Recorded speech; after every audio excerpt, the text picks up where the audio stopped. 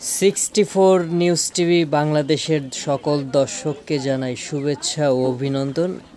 আমরা আজকে আপনাদেরকে কিছু ভিন্ন চিত্র দেখাবো। আমরা এতদিন দেখিয়েছি আপনাদের বেড়িবাঁধ ভেঙেছে, লোকালয় প্লাবিত হয়েছে, এরকম অনেক কিছু বলেছি বা দেখিয়েছি, কিন্তু এখন আমরা সরাসরি আপনাদেরকে দেখাতে চাই কিভাবে পানি ঢুকলো এবং কিভাবে লোকালয় মানুষদের জনদুর্ভোগ প্রতিনিয়ত। যারা শিশুরা আছে, ছোট ছোট বাচ্চারা আছে, তাদের দুর্ভোগের যেন শেষ নেই।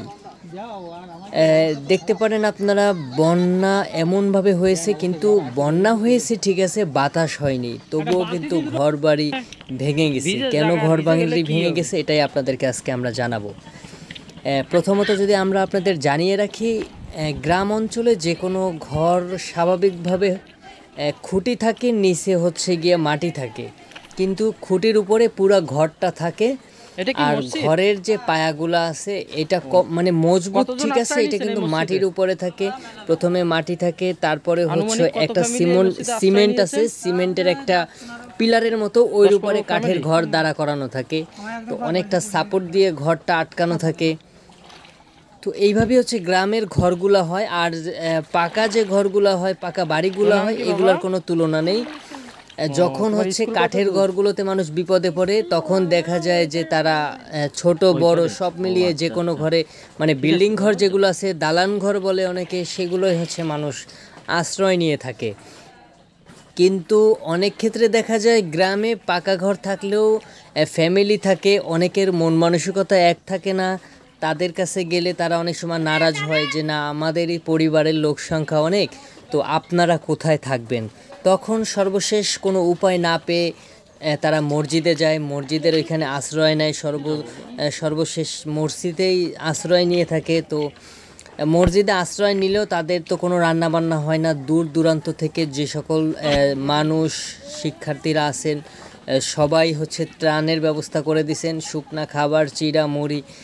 তো আজকে প্রায় 4-5 দিন হয়ে যাচ্ছে যে বন্যার দুর্ভোগে এলাকাবাসী, বাড়িঘর কী অবস্থায় ছিল এটার কথাও তারা হয়তো ভুলে গেছে।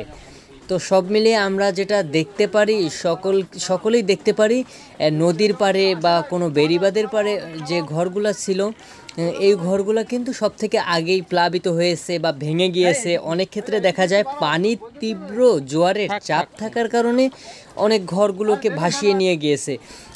তখন যখন ভাসিয়ে নিয়ে যাচ্ছে, পানির তাণ্ডব ছিল এক, বেড়িবাঁধ দুর্বল ছিল।